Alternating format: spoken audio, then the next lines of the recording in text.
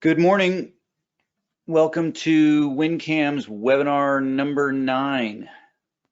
Today we're going to be talking about roads and bridges in WinCAMS and the features that we have and that anyone who has the roads and bridges modules has in their system and how to use them.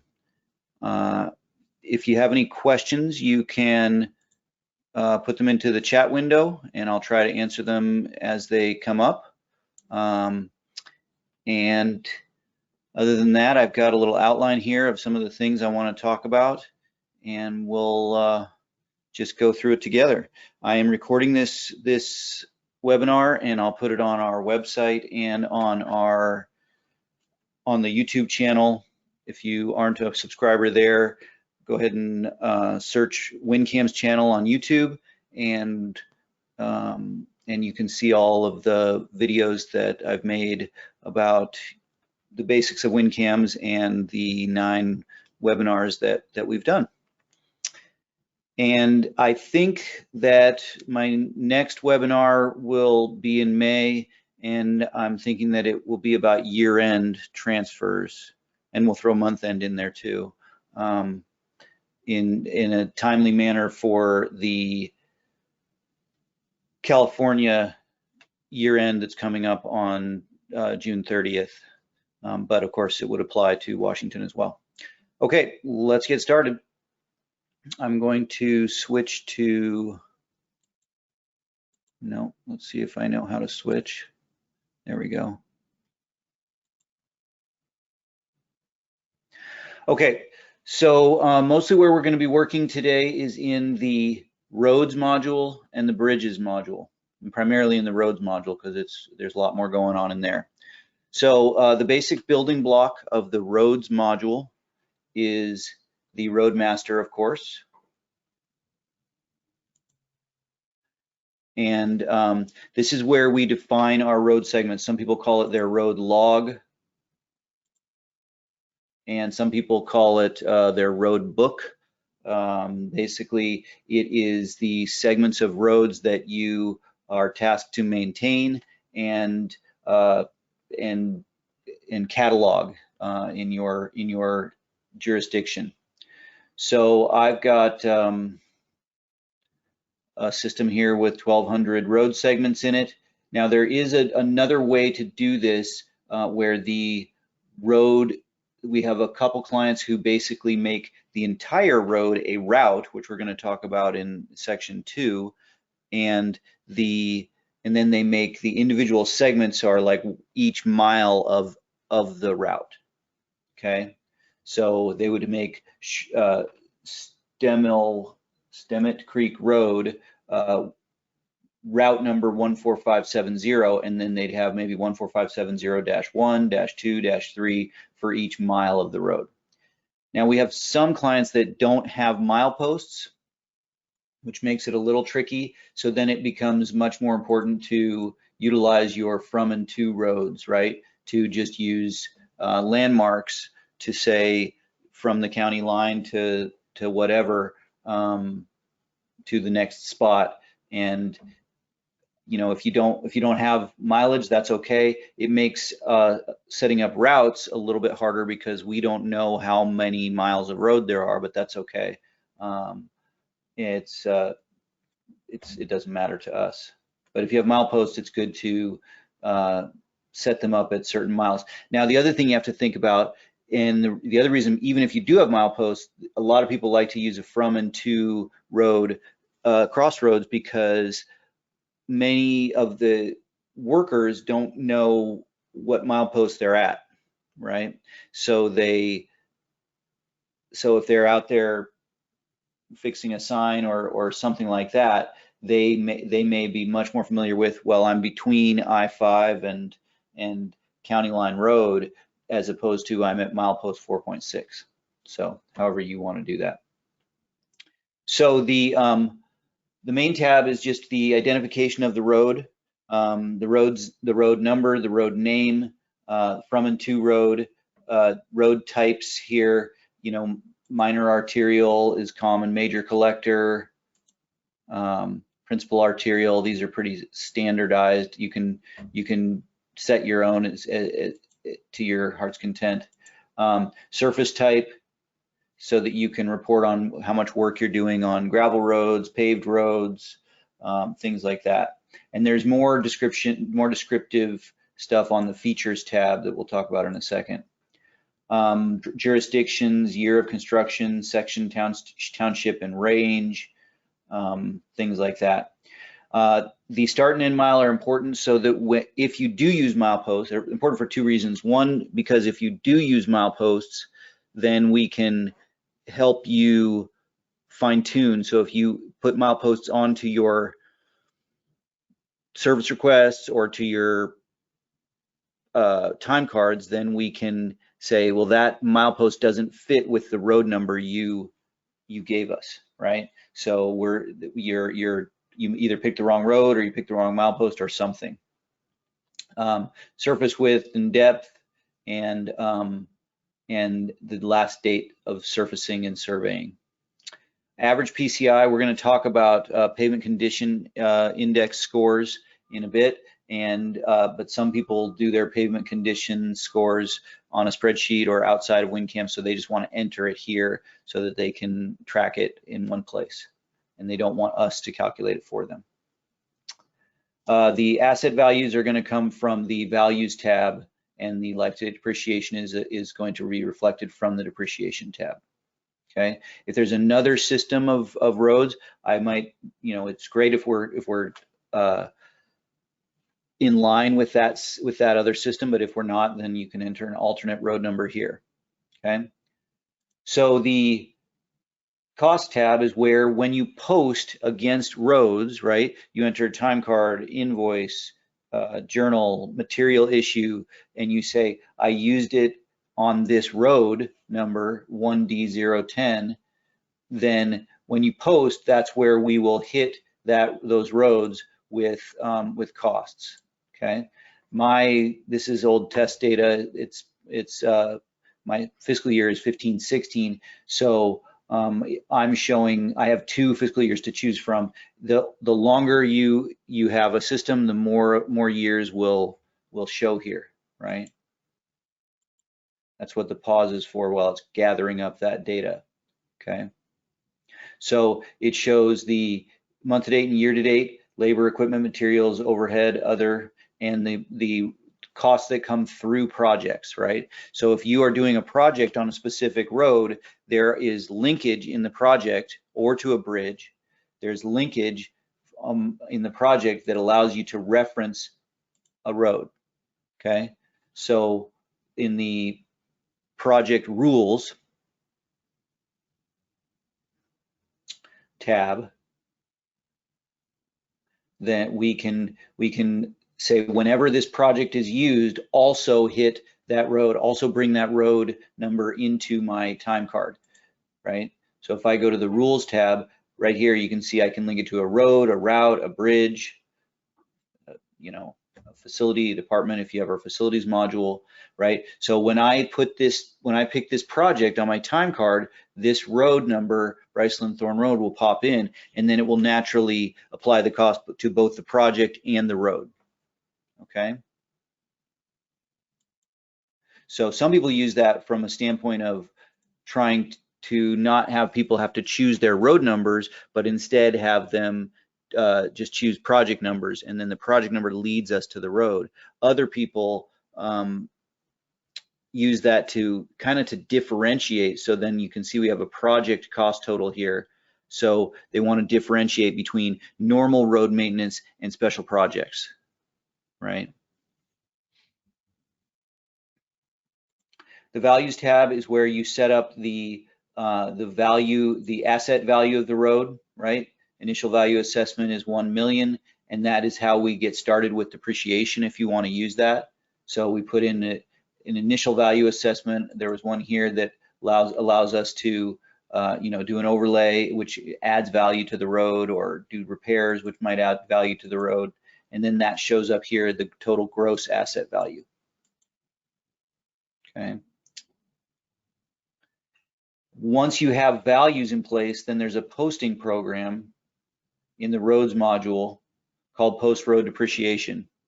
And this is a pretty simple program that that takes the values and the life, right? And where and how far, so you know, this is how far we are posted through, and tells and allows us to set up to post depreciation, right? So I've got, it says I'm gonna post depreciation for 7 roads, okay? So it wants to depreciate. Now, notice it's depreciating huge amounts here. And the reason for that is because my let's see, Upper Bear River Road. Okay, so right, my Upper Bear River Road, my improvement value is $1 million. I've already depreciated 103,000, so I've got a net value of 896. But I started this in 2001. I did this initial evaluation in 2001, and I said do it for 25 years, and we've only depreciated in the past through 2004. So really, we need to go from 2004 to I believe I said July of 2016. So that's 12 years of out of our 25 total that we expect this road to last. That's 12 years, which is nearly half of the $1 million, which is about $480,000. Okay, so if I was keeping up with this and doing it monthly doing a monthly posting, then I would be posting much smaller amounts, right? But all of these road values are much farther in the past. I would expect that if I made this like, oops, oh, I can't edit that value record, darn it. Well, if I put in a new valuation and I put it 01, say 15, and I called it an overlay, and that was worth $200,000, and the life in years was maybe 10 years, right? Then when I go to collect again here on my Upper Bear Road,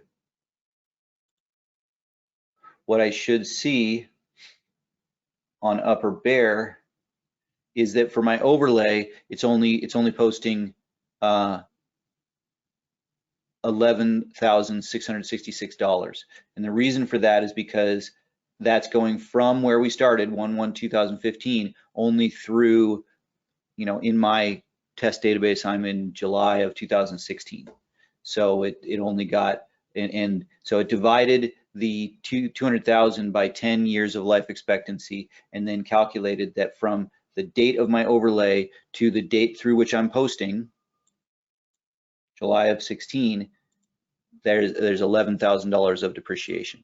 So when I post this, let's go ahead and post this,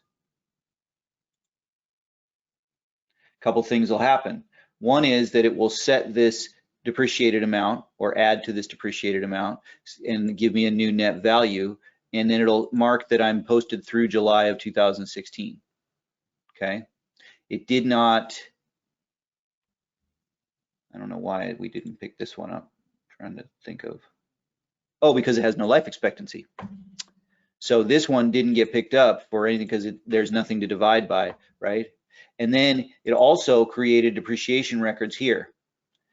Post date of today, accounting month, what we were depreciating, and the effective date of and how much we depreciated, right? So now if I go back to road depreciation and I post for August, I get the same number of records, 8 records here, but what you'll see, I expect, are much, much smaller values, right? So now we're getting reasonable values here.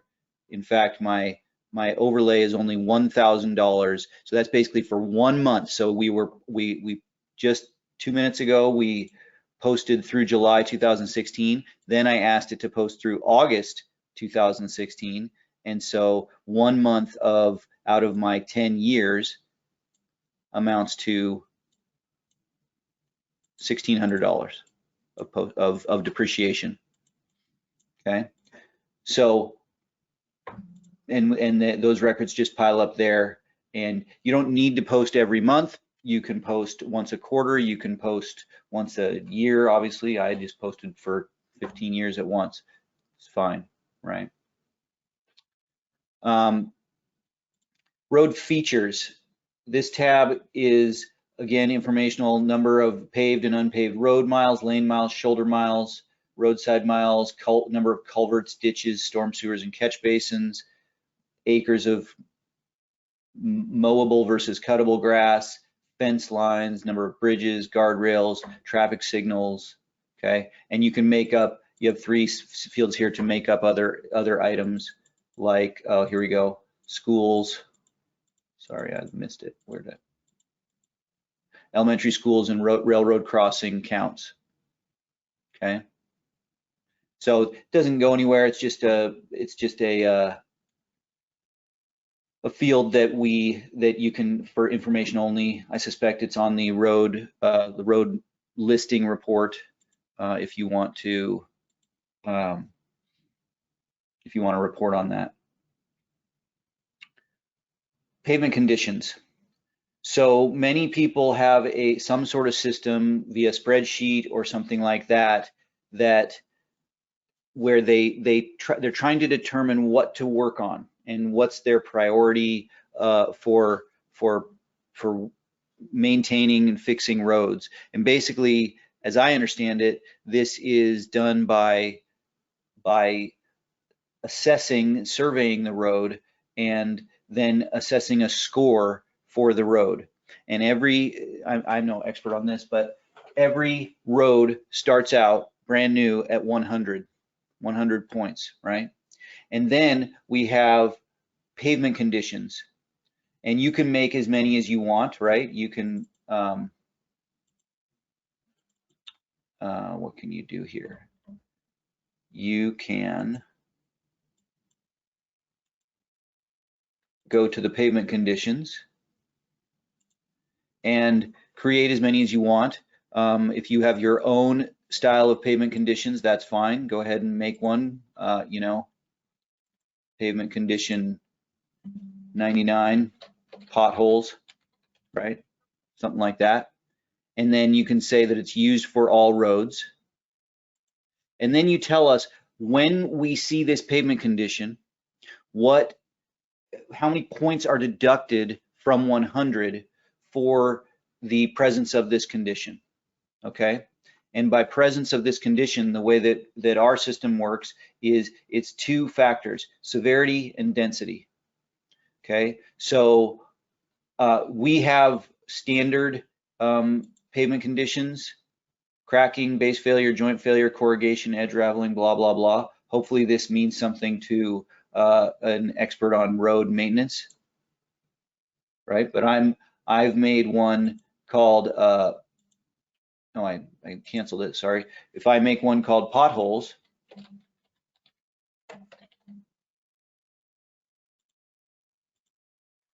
and then it says, do you want to update every road with this pavement condition? Okay.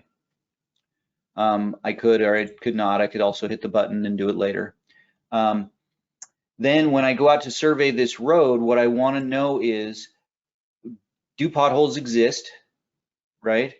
And how, and whether on how much of the road space do they exist, and whether they're, I guess in the case of potholes, it would be the size of the pothole or whatever, light, medium, or heavy severity, okay? And then for each of those things, what is the score deduction if you have that, right? So let's look at one that's already set up here. Okay, so I just made this up, but if you have cracking, right? Well, if it's on less than 25% of the road and it's light severity, then you lose 12 points. And if it's medium severity on less than 25%, you lose 21 points, and heavy severity is 30 points. Okay, And then you can see here that in the lower right, if you have heavy cracking on over 75% of the road, you lose 91 points. So then once you survey these conditions, then you can run a report that will basically tell you what to do, right? So what I'm going to try to do is set up my pavement conditions, then survey and fill out the density and severity of the conditions, which will lead me to a PCI score, pavement condition index, I believe is what it's called, or a PCI rating. And then from there, we can even tell you a maintenance strategy and an estimate of how much that will cost, which I'm sure there are 1,000 variables and different pricing and all that stuff, but let me show you how that works.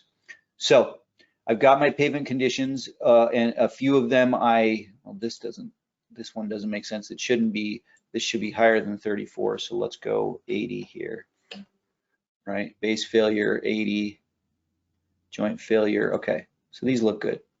Generally, more points as you move lower to the right or down in this array or matrix. Okay, so now if we go back to the Roadmaster, we do our survey, right? And we say, okay, so does cracking exist? What's its severity? Light, medium, heavy. What's its density? Okay. So that's all we have to do. So we have light severity on 8 different things, a little bit of density. You know, I don't know, this road looks like it's actually in pretty bad shape. But well, let's start from scratch here. Okay, so Prescott Drive from River Road Pump Station to Harris Road.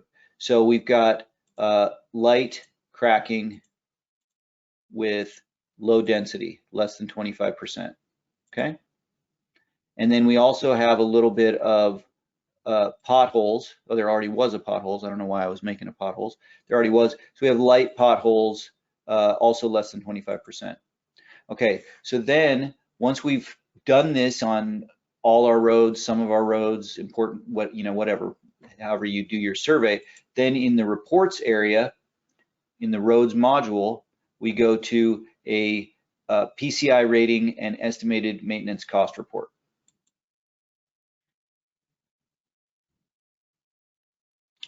So then we could just say, show us all the roads and their PCI rating and what you think we should do, our maintenance strategy.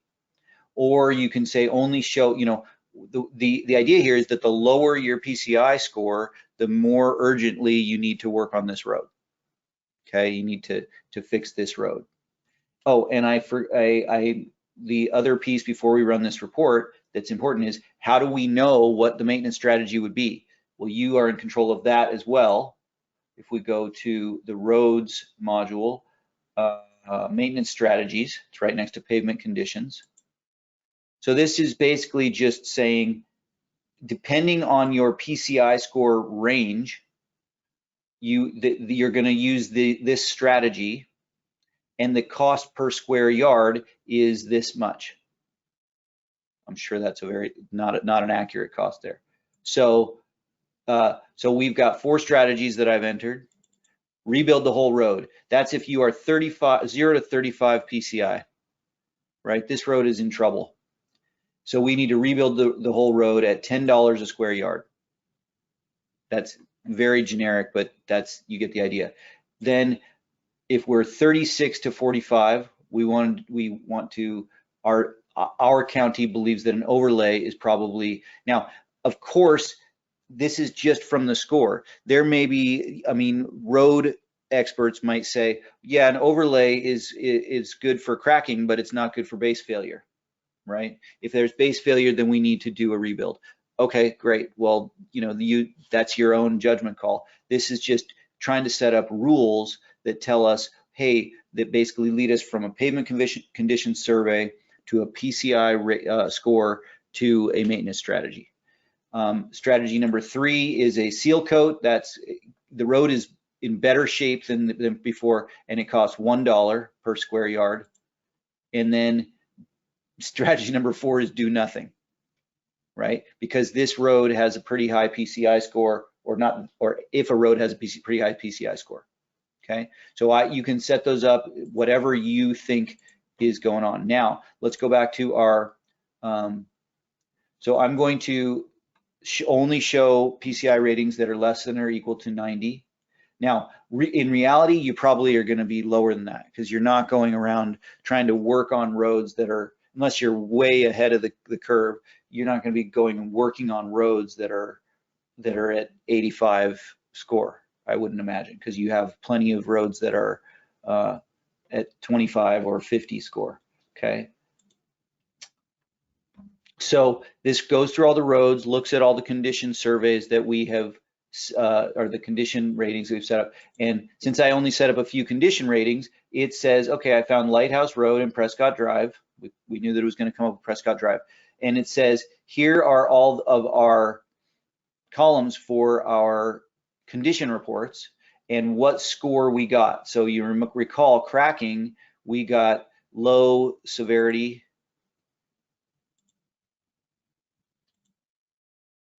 light severity, and low density, so we lose 12 points. Okay. Base failure, we lost 13 points. Joint failure, we lost 2 points. This road has a lot of problems, right? This Lighthouse Road has a lot of problems. Okay. So as we get through all of these things, then our PCI score we calculated is 13, not good. We also throw our average PCI on there. That's your hand entered PCI if you want to put it in. And then what we recommend to do. So based on our maintenance strategies, we recommend a rebuild because we're 0 to 35. Then we said, and I'm sure this is an inaccurate cost per square yard, we said $10 per square yard to do a rebuild. So then what the system does is it says, okay, the system has decided that there are 49,280 square yards of road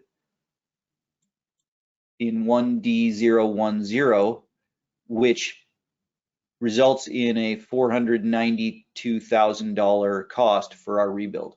So 1D010 is 3.5 miles long with a width of 24. So we have done some calculations and decided that was 49,000 square yards. And this is the cost. Our other road because remember I only asked for below 90 PCI. So our other road that qualified was Prescott Drive from River Road to Harris Road. And it had some problems. It had a little bit of cracking, and a little bit of potholes, but it still is at 80. And 80 still in our maintenance strategies range ends up at do nothing, right? So if I was to go to that road, Prescott, and go into the condition survey and say, okay, I've resurveyed and now we've got heavy severity. The potholes have gotten very deep. We didn't do anything about it. Still on less than 25%, but we've got heavy severity of these potholes. Now, when I go to my report, I suspect it will no longer tell me to do nothing. So now Lighthouse Road is still the same, but Prescott Drive is now getting a 27-point penalty for potholes, which results in a 61 score, which says seal coat. And seal coat, I think, was $1 a square yard or $5 a square yard, doesn't matter. And that the cost is going to be $84,128, right? So this is very, very general and rough, but if you were, the theory would be that if you went here and you said, okay, if you literally filled out all or most of your condition surveys, you would say, okay, let's do everything below 50, right? And then you run the report and you come up with only 3 projects to do to the tune of $1 million and you have the resources to do more than 3 projects and $2 million, then maybe you say, okay, no problem, I'm going to be able to work on things all the way up to 75, and you can keep bumping that up. Now, there are obviously different terrain, different distances, different road conditions that make certain jobs harder. So it's very hard to say, well, a seal coat is just going to cost this much. But I think you can get a round number at least and get an idea, or at least say, these are the ones you need to go look at and decide which ones you want to work on, and you know, and prioritize your work. Okay. Okay. The routes tab basically just shows any routes that this Roadmaster is connected to, right? So we'll talk about routes in a moment, but routes are multiple roads tied together that you can charge costs to, and so this route might be on a snowplow or a brush cutting or a sweeping or striping or a litter pickup route and we want to see which ones what percentage and what section of this is in each route. So if we add this to a route, there we go. So this road, Lighthouse Road, is in a couple routes, 2 snow removal routes. And in one case, it's 22% of the route. In the other case, it's 20% of the route. So we'll talk about where that comes from. This is read only. You actually create the routes from the route screen, and then they'll show up. The roads will show up here.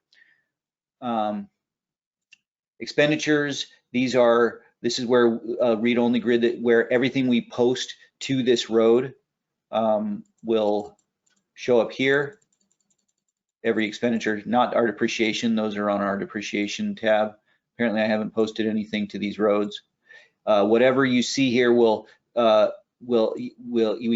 you have a list here of all the costs that hit this road, you can set your optional columns, show exactly what you want to, in the order that you want to see them. You can push it to Excel, and you can open the source document.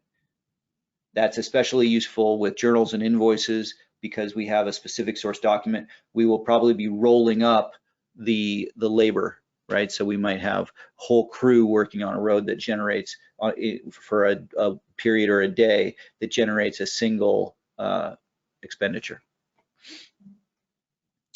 The maintenance schedule. These are broad categories, right? So I may go out, and my team or my crew may go out and work on a road together and do pothole patching or hot mix or grading or sweeping or striping or something like that. And we may put in a whole bunch of time cards referencing this road or referencing this project in this road, but this is just the general idea that we are going to go inspect, clean, stripe, brush cut this road, right? So you can set up action codes, and I have a few, right? So here is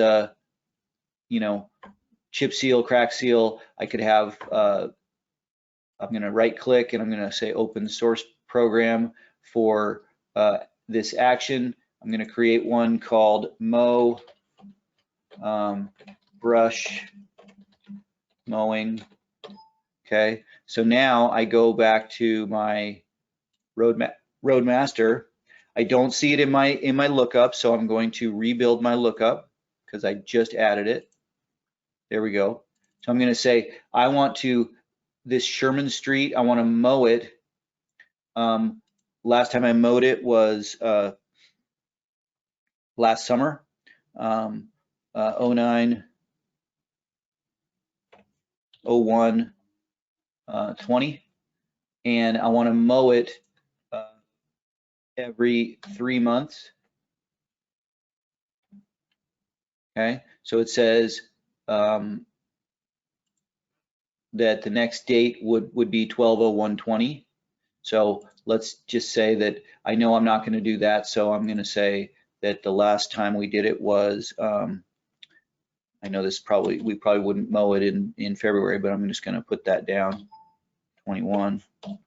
Okay, so every 3 months. So now it says it's due 5/1/21. So this is not saying the specific number of hours or the specific equipment that you're going to use or anything like that. This is just trying to set up a schedule of maintenance to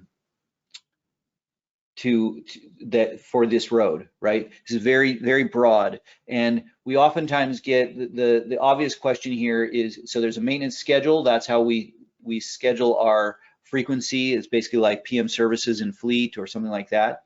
The number, how often we want to go out and do standardized tasks on this road segment. And then our maintenance history is the history of when those were actually done.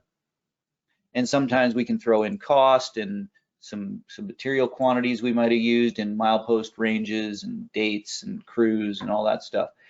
So the obvious question here is, people say, well, why do I have to fill this out if I'm actually putting in time cards that said I was mowing on this road? And the tricky part there is that you may have 20 time cards or teams of people doing this, especially for a larger job like an overlay or seal coat. You're going to have lots and lots of time cards. So we really just want that one record that says, I did the overlay, I did the seal coat, I've completed the brush mowing, and I'm, and I'm done with it, right? So, so we ask you to put in your maintenance history manually here, okay? And if you did, so you can put in a maintenance history here, and then you can, so I'm going to say I did my mowing. From it defaults to all the mileposts, and I did it on 04/25/21, 02 through 04/26/21, right? And then if I maybe mowed multiple road segments or something like that, I have a lightning bolt that says, here's my current maintenance record. So then I can copy that maintenance record to all the roads on a route that I've set up, saying mark that maintenance was done on every road in this route, or to just one single other road. Okay, so that needs to be done just one time, regardless of if there was a 20-person crew or a 3-person crew for 20 days, resulting in 60 or more time cards that said they were mowing. Okay, and the other reason we create maintenance schedules is so that we can run a report to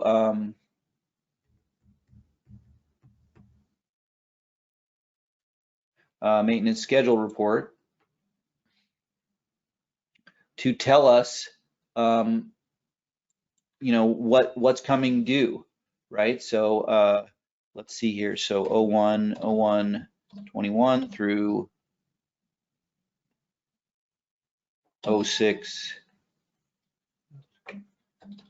06/30/21. So it says, okay, Sherman Street, there's a maintenance action. We last did it on 2/1/21, and we need to update it. We need to do it again on May 1st, 21. Okay. Now you also, so the question then becomes, well, how did we indicate that it was last done? Or, I mean, we did indicate that it was last done here, right? So why didn't that? Why does it still think it needs to be done on May 1st? There is an option here that says, so we can say right there. So we can say take the maintenance history and then update the last date here, so we don't have to do it manually. So now it knows. See, I said we did that mowing on 4/26. So now I clicked this button at the bottom, and it now knows that the last time mowing was done was 4/26, and so now the next date is 7/26, which would actually still make it show up on my report, of course, but it would show up with different dates. Oh no, it doesn't show up my report because I ended my report on 6/30. But if I extend my report to 09/01/21, then it says, okay, if you're going all the way to September, then it is due in that range. So if I set up, you know, my standard repeated maintenance tasks, they will show up and they'll give me a list. So I might run it for what's coming due this month or this week or something like that. So that's the maintenance schedule and the maintenance history.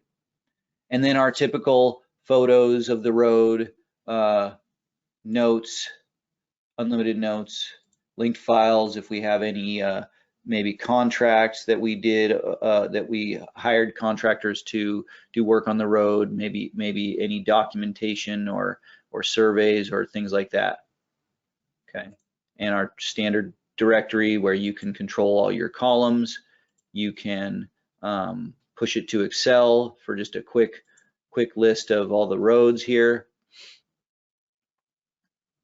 Pushing 1,200 roads to Excel.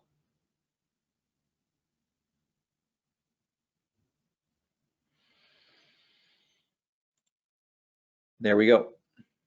So it's a quick, I can also do a road listing that has a lot of the same data, but if I've already got my directory sorted the way I want, might as well go with that.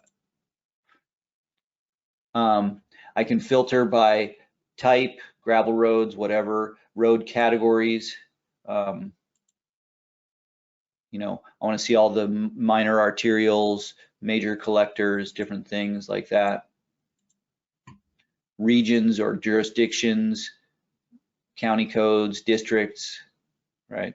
So if you have a large county and you're only working with one district in your county, as long as you tell us which district those are or which township or section, then you can set that value here and then set your filters, and and then you don't have to deal with all the roads, right? And then you can say if my job is only one township or one district or something, I can make that filter my standard default with this button, and then it comes in and shows me that. Okay, so that's the Roadmaster. The next thing that we want to do is, oftentimes people say, well, when I do snow plowing, brush cutting, any of my maintenance operations, right, if I do an overlay, then I want to say specifically which roads I was on, I was overlaying, or a specific project like that. But for maintenance or snow plowing or things like that, I don't want to have to put in all these individual roads, right? So that's where we use routes. Routes are also in the roads module.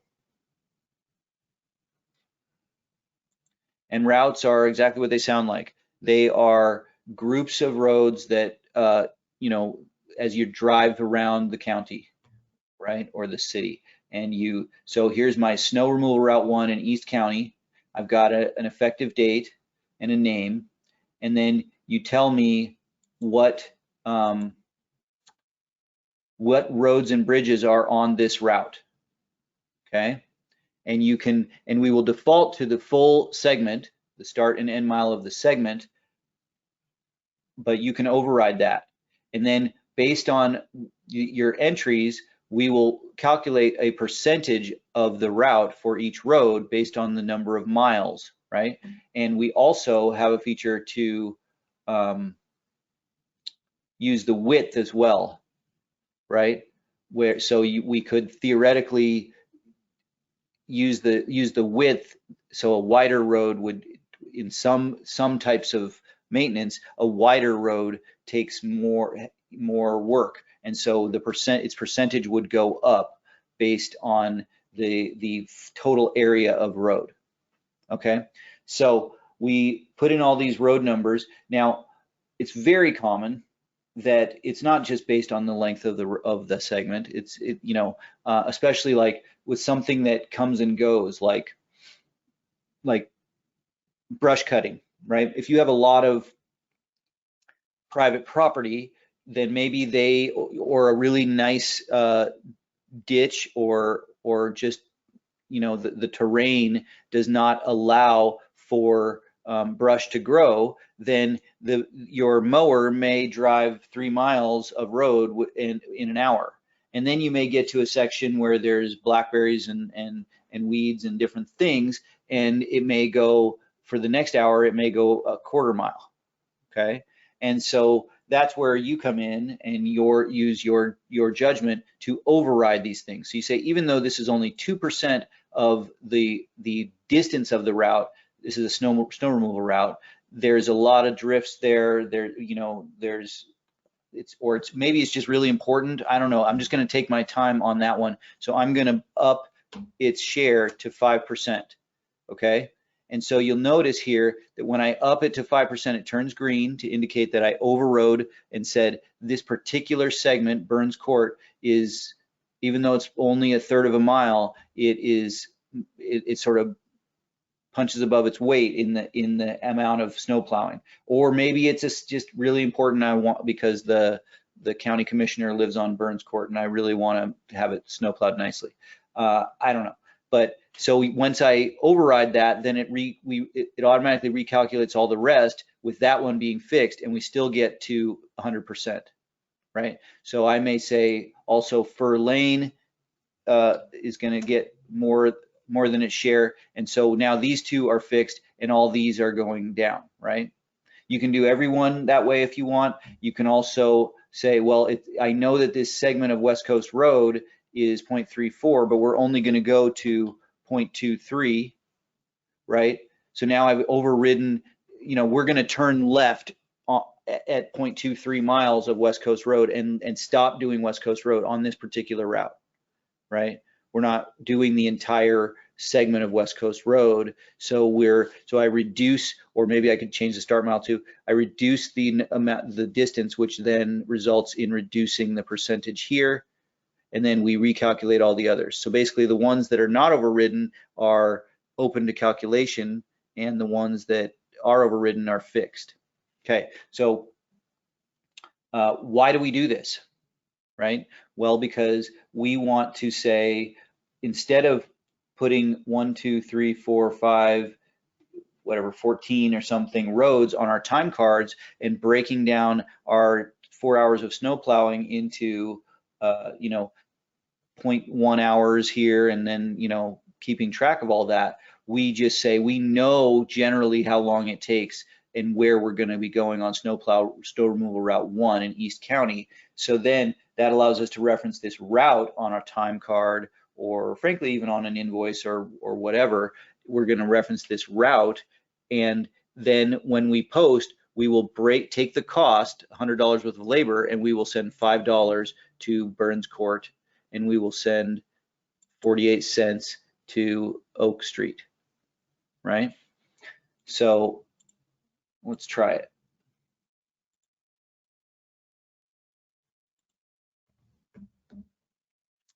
So the other thing that we can do with routes is, back to our maintenance history, there's a maintenance tab that allows us to put in our action codes and our dates and things like that. And you're saying, I did maintenance on this route, and then and then it will push the maintenance to the roads, I believe. And then we can also copy to other routes. Okay. And by the way, you can also put bridges in here. So maybe a bridge is a part of the route, or maybe you're doing a bridge inspection, driving around doing bridge inspection. Who knows? Okay, so let's say Bernie goes out and he does, maybe there's a snowplow activity. I don't know. No, there's not a snowplow activity, so I'll just pick a different one. Road construction, I know that's not snow plowing. So let's say he worked 8 hours all day, and I could put an individual road that he worked on, but instead I'm going to go to my route and I'm going to pick snow removal route 1.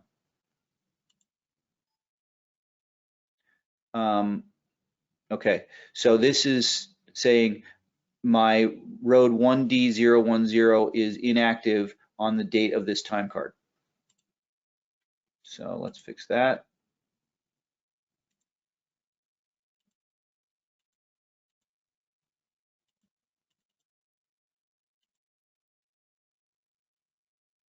why is it inactive on the date of this time card? I don't know. Maybe it sure looks active on the date of this time card. I'm just going to get rid of that. See if I can't get this to work. Is it, well, okay, so let's see here, time cards. Huh. Snow 1. Maybe it's in the route. Let's find out.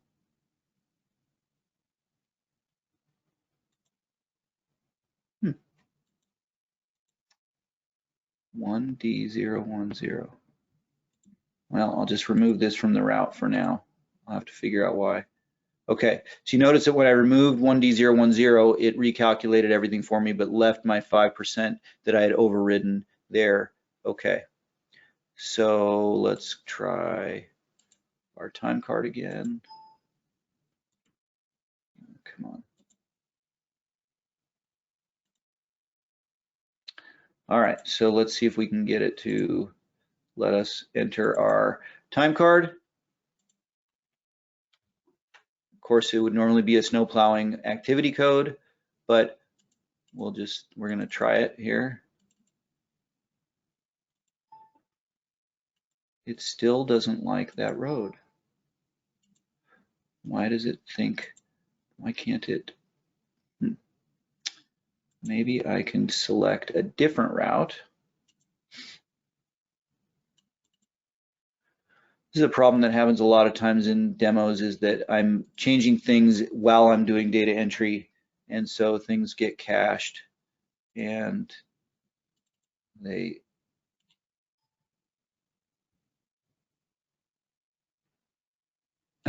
29 total hours entered for this day.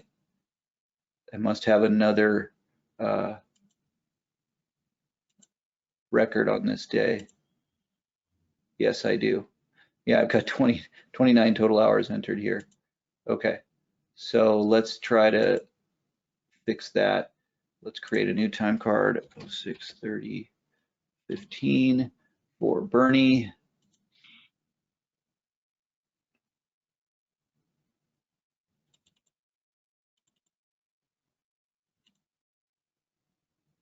No, I already have a record here. All right, so let's clean this up. Except it's posted. What a struggle. All right. So this is a nice new feature a lot of people don't know about. We added, so if I go to the next record, it says it's the next employee on this date. Instead, I'm gonna go back to 6:30 for Bernie, and then these little hands are previous time card date for this person, or next. So I can go to the next day for this person instead of the next time card on this day, if I want to. All right, let's see if I can clean up a time card here. Oops, sorry. All right, so I'm going to get rid of Bernie's time on this day. Now let's see if I can do what I want to do. No, this is a time card where he's in a different division. Great. All right, let's see here. There he's in engineering. All right. Okay, so engineering, road construction, 8 hours, and hopefully it will let me do my route now. It will have woken up.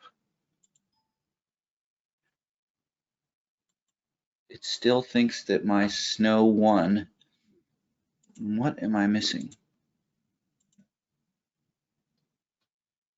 Snow 1 doesn't even have that route in, or that road in it anymore.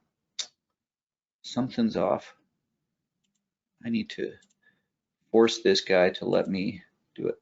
So it's not refreshing itself. So I'm going to restart time cards, and I removed that road segment from this route, so it should let me enter time against that route now.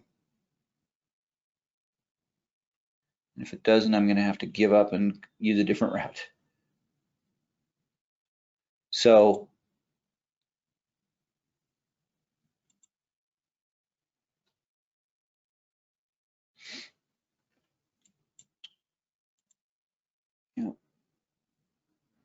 yeah, so you can put in comments here. I remember doing this. I put in steep hill where so that I would override this one, right? Saying it's a steep hill, so it's maybe snow removal is more difficult.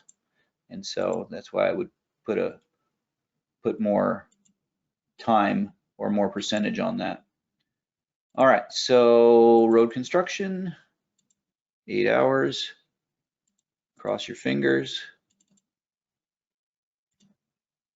Got it, finally. Okay, so now I've got 8 hours to this route. And now when I go to post this time card, 7-1 for Bernie, what I should see is that it's literally going to post. The route does not actually hold any costs. You'll notice there is no cost tab on the route. The route actually is just a conduit to spread across multiple roads. Now you can report on what were the time cards that reference this route, and then or you can like in a time card audit trail, there are options. Do you want to see it the route, or do you want us to break down by each constituent road, right? So 07, 01, 15. Oops. 07, 01, 15. And employee Bernie.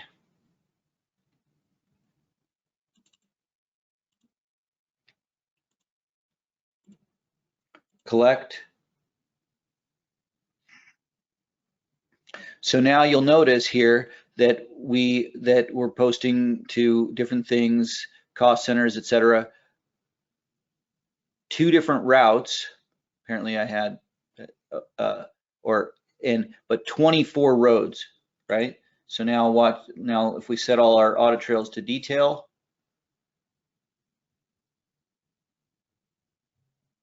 okay, so if I go to the roads audit trail, you'll see here that, roads audit trail, you'll see here that it's breaking his cost down in very small amounts, right? $1.81 of overhead. And if we look at what he was actually charging in overhead,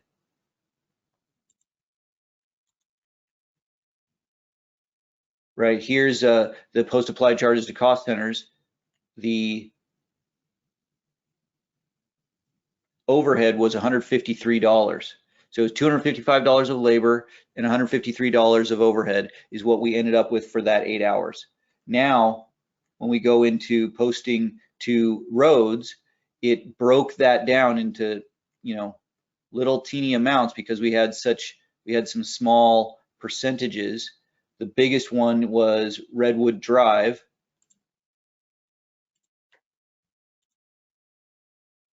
There's Redwood Drive, 37%. We should also have a large one for Thomas Road.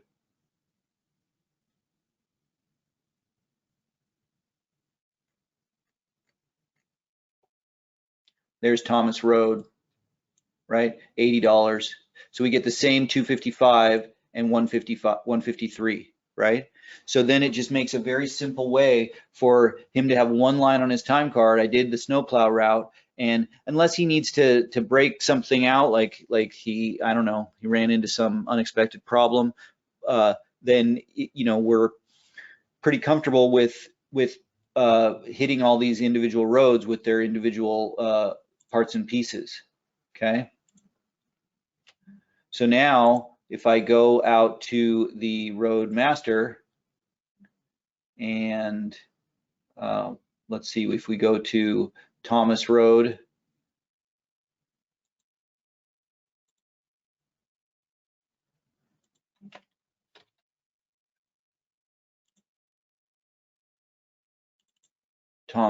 here, on our cost, there's our $80. So it works exactly the same way as if he had put some portion of his time, like, I don't know, a third or something, like maybe. So if that would be just like if he had put a line in for Thomas Road that was for 2.5 hours, and then a line in for the other road that was for 1 hour, but that's just a lot of work. And instead, it just did it automatically. So it proportionally gave Thomas Road on this route $80.86 of labor and $48.52 of overhead, which was just, you know, somewhere around a third, I think, 30 something percent, 31% of the total cost of that time card. Okay. So, you know, you can set these up for just about anything: inspections, surveying, sweeping, striping, cleaning, working on signs or retroreflectivity testing, mowing, snow plowing, grading even. And you can even attach a project to a route as well, and then it will flow through 2 levels, project to route to the occupying roads. Okay. And we talked about maintenance. You can of course link file maybe a map of the route or something like that, or some exposition or reasoning about why you put, you know, why you overrode some of these percentages. You could also put that in the comments. Okay. And then routes can change where you say, okay, I'm going to, you know, we're now getting paid back by this jurisdiction, or we're now, when you cross, we're going to break snow 1 into 2 parts because snow 1 is, you know, because we need to differentiate, because we get paid back for a portion of this snow removal route, and then there's another portion where we don't get paid back. It's not reimbursable. So if we go to Thomas Road, I'm going to double click on that, and it brings up the Roadmaster. You'll see now on the routes tab that Thomas Road is in both Snowplow 1 and Snowplow 8. Same number of miles, but based on the differences in the 2 snowplow routes, different percentages. Okay. So that can be really helpful. And as we talked about earlier, in the project ledger, you can link to a route as well. We added several years ago, we added some nice, well, I don't know how many people use them, but we added 2 sections to the road module that we just include for everyone who has roads. One is sidewalks and one is guardrails. So like anywhere else, you probably heard my spiel about, you know, if you don't track your sidewalks, great. If you want to track your sidewalks, you have a database to do it. If you track them in a way that's, you know, on a spreadsheet or on paper or on sticky notes, might as well get it here into your WinCAMS system. Okay, so this is oh wow, we even experimented when we built this with a key that allows you to modify the key fields for this. Interesting, like if addresses change. So we were given all this by sidewalk experts, we hope, about the road number and address number of these sidewalk segments, and curb heights and panel length and things like that. You can do sidewalk conditions similar to what we did in the road conditions, failure causes, and then track maintenance, the value of the sidewalk, depreciation, things like that. Okay, so we just added a bunch of, similar to the roads, we added a bunch of sidewalk programs. Then we have the same thing for guardrails.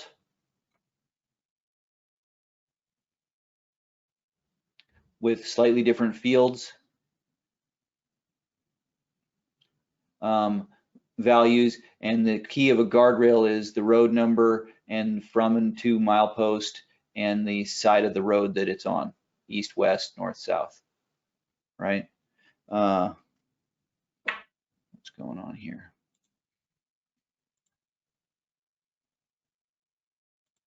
My guardrails won't start. There we go. No, we're working on the photos right now to where you put a photo in here and it already thumbnails here, but I just realized we're making them a lot bigger, the thumbnail. So if you want a picture of your guardrails, you can add that there. Contact me if you want to get more involved in these things, or and again, some people just don't have any tracking of that and it's sort of almost haphazard, and they say, well, we're going to go repair that guardrail, there was a crash or whatever. But other places, if you are tracking this somewhere else, it might be worthwhile to add guardrails into your WinCAMS setup. And we have a couple of reports for each one. The sidewalks have a sidewalk condition index, just like the pavement condition index of the roads, and the guardrails have an asset value and depreciation report and listing report. Okay. So the other thing that roads do, that we do in roads, that can be pretty powerful, is the road service request. So this is sort of a workflow tool that allows you to we have service requests. They're analogous to repair orders in fleet. We have service requests in facilities. We have generic service requests for anything. To us, they're like mini projects, right? They're projects that are basically, for the most part, completed in one visit. So a standard service request would be, mow the cemetery grounds and meadows. There's a dead animal in the road. There's a tree branch obstructing a sign. A sign has fallen down. Guardrail repair needs to be maintained. There's a single pothole, somewhere, right? So you have all the features of the normal service requests, right? Where you tell us all the information about what's going on, and then you link it to a road number. You can tell us mileposts where it's happening. You could link it to a route number if you want to do something on an entire route, or a bridge number, and you can put in an address, right? And once you put in an address, then we have the ability to call up Google Maps and show you where it is, right? And speaking of mapping, we have been I've delved into mapping, specifically in the roads area, with a couple of our clients.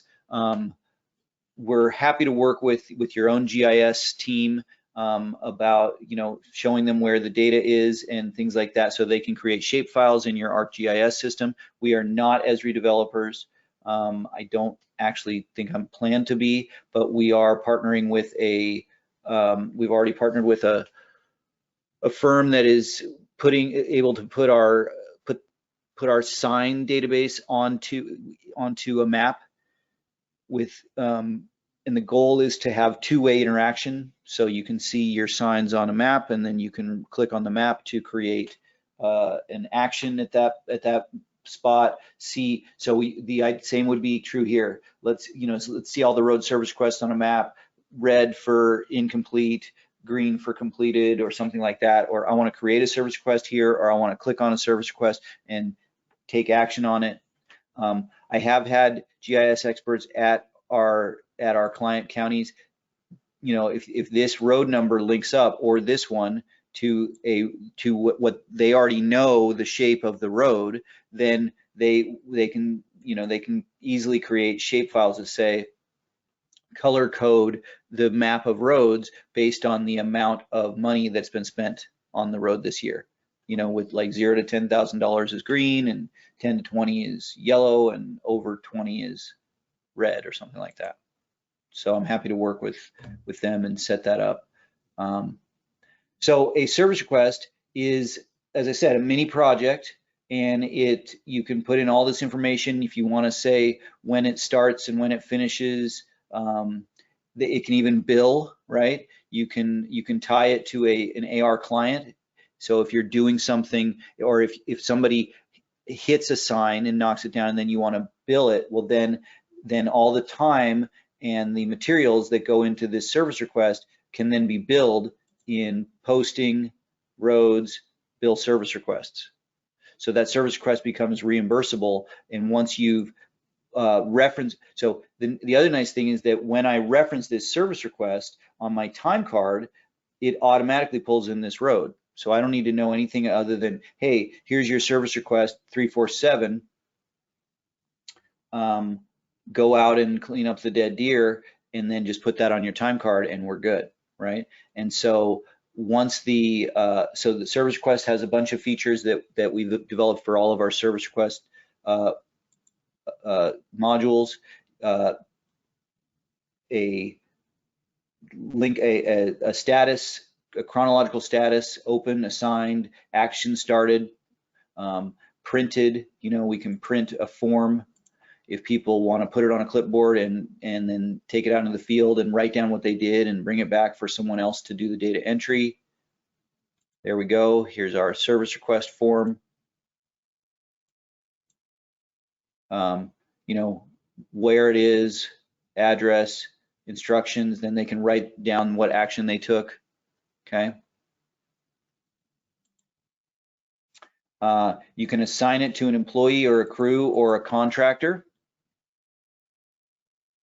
And you can link it to the water, to your, if you have our water module, to our, if you have our sanitary sewer module or our storm sewer module, you can link it and create maintenance on a storm sewer node, like I cleaned out a culvert or a catch basin or something like that, right? And then that will flow the maintenance. We don't track costs by storm sewer node, but it can put a maintenance record into that storm sewer if you have our storm sewer module. You can set up a cost estimate. There are labor, equipment, and materials tabs. So we think it's going to take 14 hours for Daryl and Martin, which is costing that much, and they're going to use this equipment and these materials to replace the sign that some citizen hit with their car. Okay. You can add materials usage. The expenditure totals, these are posted totals, right? So from time cards or from whatever, here's the estimated total expenditures in hours, and then here's our year-to-date posted and life-to-date posted expenditures in hours, right? So here, this is posted expenditures. Pending is expenditures that are entered on time cards or whatever, right? So service request 347. Let's go to our time cards. And let's change this to 2 hours. Oh, I posted it, sorry.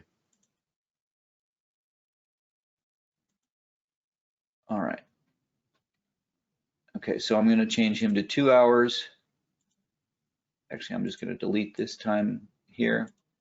Then I'm going to add another line, and I'm going to say I did some stuff that doesn't matter but I'm going to do 4 hours, and I am, instead of picking a route or a road, I'm going to go find my service request, right? So if that's the kind of thing that I work on, I'm gonna move that over in my time cards, and it was 347 dead deer.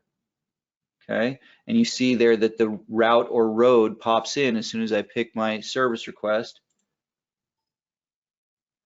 The activity also requires a project, so let's not use that activity.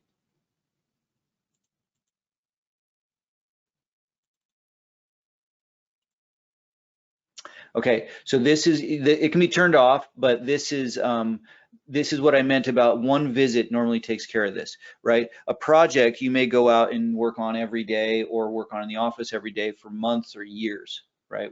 I was at Tehama County, California last week, and they talked about a project that had been going on for over 10 years. So that's fine. You just keep funneling costs to that project.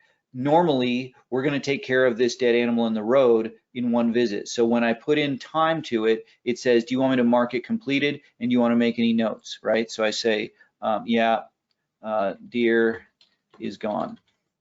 Okay. And then it puts in a best guess. It defaults to now 11/16 and the day of the time card, right?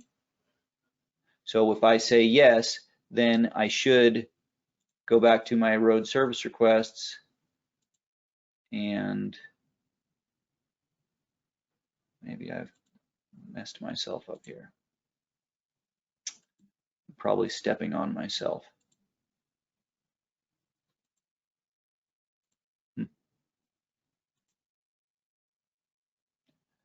I have a feeling that my service request, my service request was in,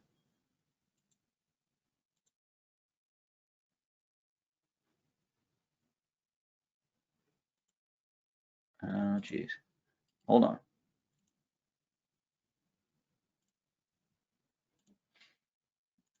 This is the problem when I start doing them together. All right. So service requests, roads. We also have a service request all program so for our clients that use road service requests and facility service requests and maybe generic service requests, then they can use the all program, and then it has a service request type. They don't have to have multiple screens up. So we have people where dispatchers are taking calls for roads problems, facilities problems, etc. Right?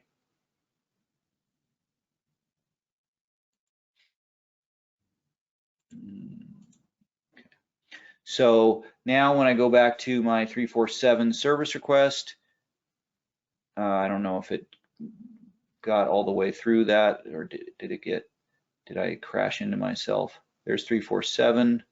Okay, so it didn't, I had to kill the time card before it did it, but basically it would mark that completed, right?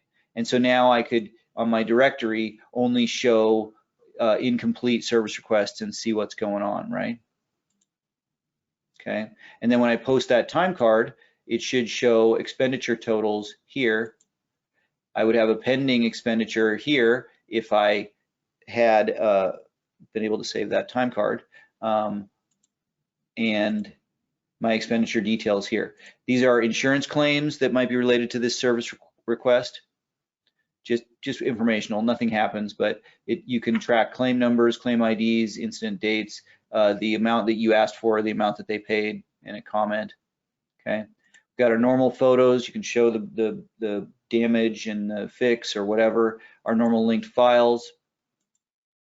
We track invoices and payments that might have been generated by this work order. Okay, and then the other thing that is really cool about our work orders is two things. One is emailing, right? So if I say we have automated emailing that, let's see, if we go into roads and we go down to email triggers, we can email people when certain things happen to the service request. So I said when the service request gets assigned, email the person it's assigned to. I have predefined contacts, email the requester, the person that requested the service, email the person that's assigned to, email their assigned supervisor, email the contractor, right? I can say email any number of people, or I can just say when a service request is, say, created or completed or whatever, email a specific employee, or just manually put in the email, actually like the specific email. And then I can break that down even further if I want so that I can say when a service request is assigned and it's high priority, then make sure to email this person. When a service request is assigned that is of type accident, make sure you email this person, right? So I'm saying when this is the most common ones are when the service request is assigned, email the person it's assigned to. And then the second most common is when a service request is submitted, email the dispatcher, right? Or when a service request is completed, email the supervisor or something like that. So I said when it's assigned, email the person it's assigned to. So if I go back to my road service request, I'm going to take it off of completed, okay? And I'm going to say this is assigned to Bernie, because I believe I'm set up as the email on Bernie. So this is the email on the personal info tab of the employee. Oh, and I think I was having an email problem. Let me see here.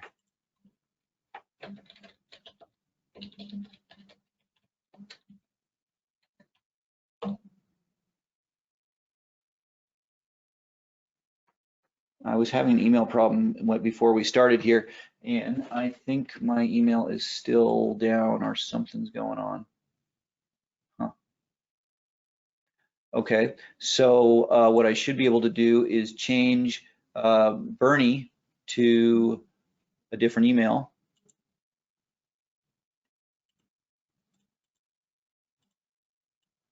So I'm going to double click here, which will take me to Bernie's employee screen because I can't sign into my normal email for some reason. And then I'm going to change his email on his employee screen.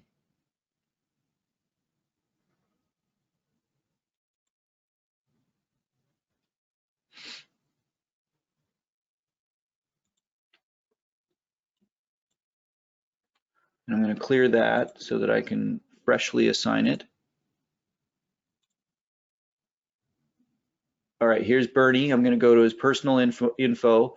Instead of my work email, I'm going to use my home email.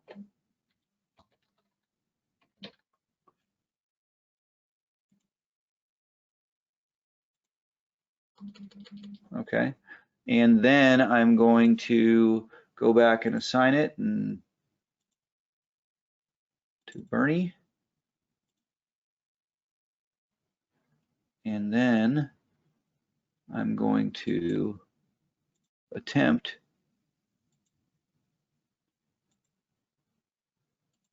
to go to my Gmail. There we go. So it says you've been assigned a service request. So what happened there was I assigned it to this guy, and this guy had my Gmail listed here. So I get an email right away that says you've been assigned a service request, give me a number, what time it happened, and then I didn't put in very much information, but if I had contact name and phone number, if there were work request codes, but the road number and the description was just dead deer, right? So, and then this, so now I get an email on my phone or whatever. You can also do texts through depending on your phone provider. You can we're emailing, but if you put in a phone number at AT&T.com or whatever, it will send a text as well. Okay. So you can get really, as I said, the most common is to the assignee and then emailing back to the person who requested it if you put in their contact information, then that when it's completed. But you could also email anything high priority to the boss, anything in a particular type of request, type being the service request type, the service type, or the work code goes to certain people. You can email multiple people, can do all that stuff. So that's pretty cool. Okay, We can also schedule. There's some scheduling of, we talked about the scheduling in the road maintenance in the master. You can also do a PM service schedule, and so this is more granular than the. So you can say, I want to mow the cemetery grounds, every year, right? And I want it to be assigned to this person. And then there's a posting program in the roads module called create service requests.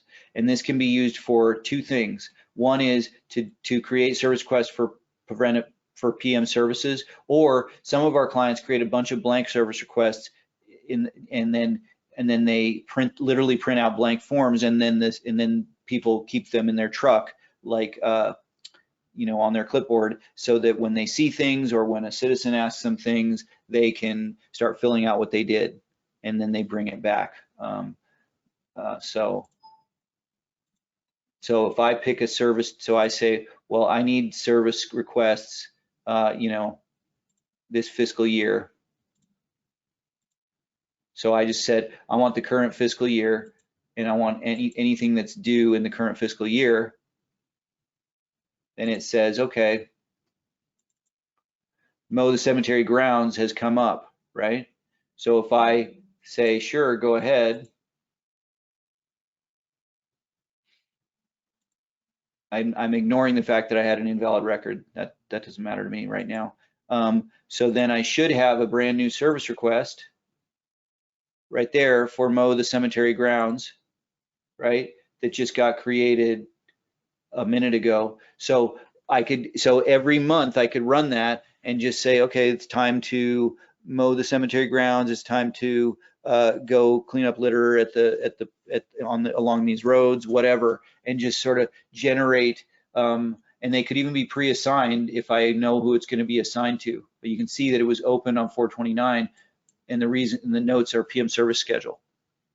So that's kind of cool.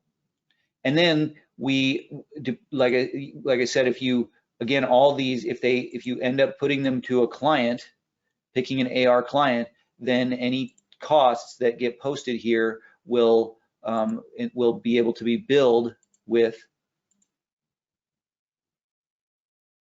posting roads bill service requests. Need to close create service requests.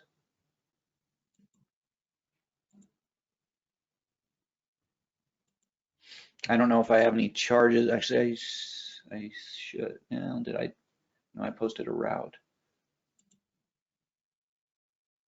No, I don't have one. Okay.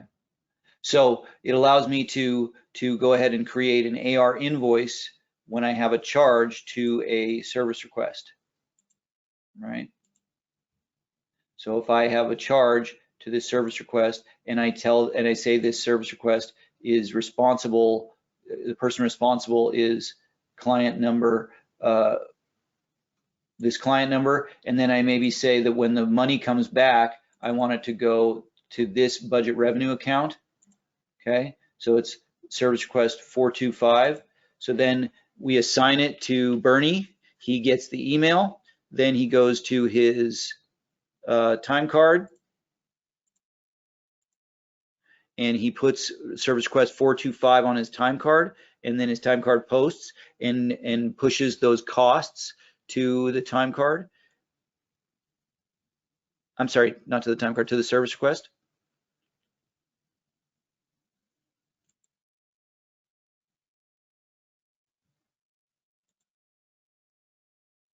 And then we can bill the actual totals. Service request 425.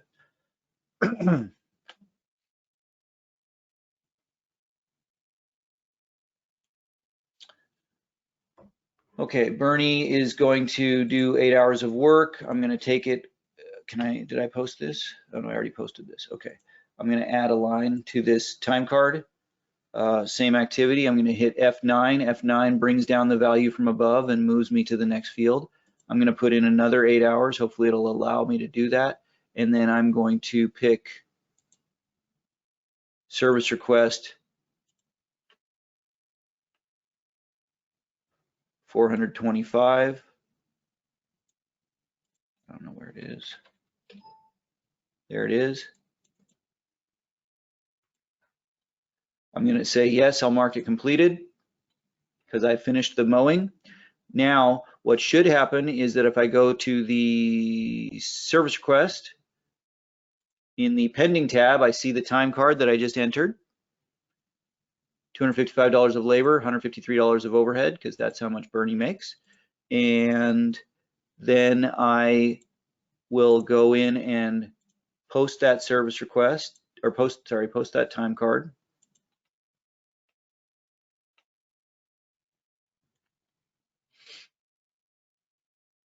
So it is a time card on 7/1/15 for Bernie.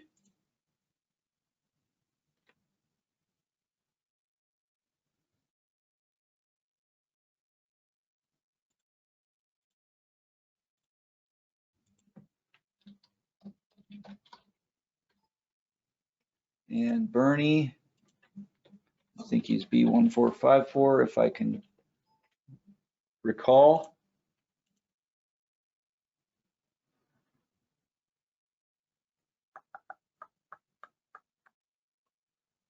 Why did I not get anything here? Is he not B1454? I have no idea.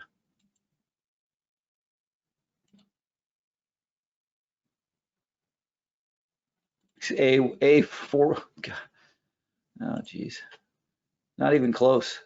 A4154, sorry. There we go. So it found that one time card. It's going to post to some cost centers, blah, blah, blah. Most importantly, it's going to hit the road that service request was on, but it's also going to hit two charges to service requests, right? Labor and overhead. I write my audit trails. I already know what they're going to say.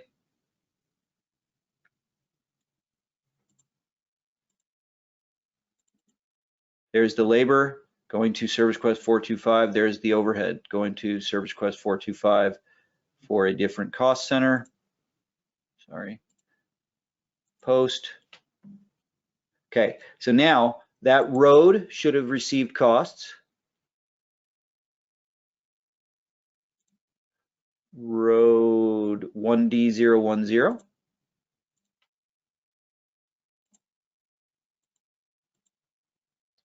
There they are, the 255 and the 153. And also the service request should have received costs.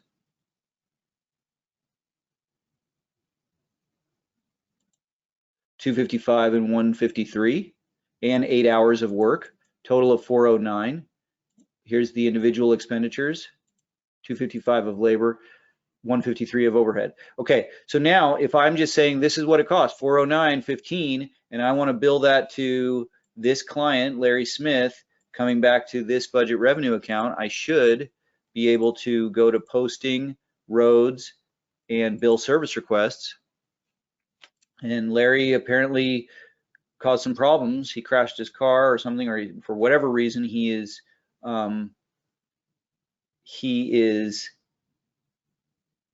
responsible.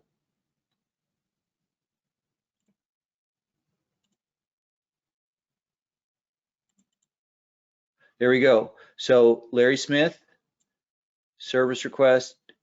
I don't know why maybe he owns the cemetery or something, and we mow it for him. And it says, okay, we're going to put on invoice 5020 to the tune of 409.15. Okay, now I should also be able to, if you said, well, no, we don't want to bill at our actuals, we want to use division labor rates, I can do that, and then I can set a labor rate in my division. So then we'll look at the division of the person who did the work, Bernie, and we will massage those numbers instead. And this will just, if I hit go on this, it'll just create an AR invoice in WinCAMS. It doesn't really have a from account. This is the to account that I put on the service request, right there.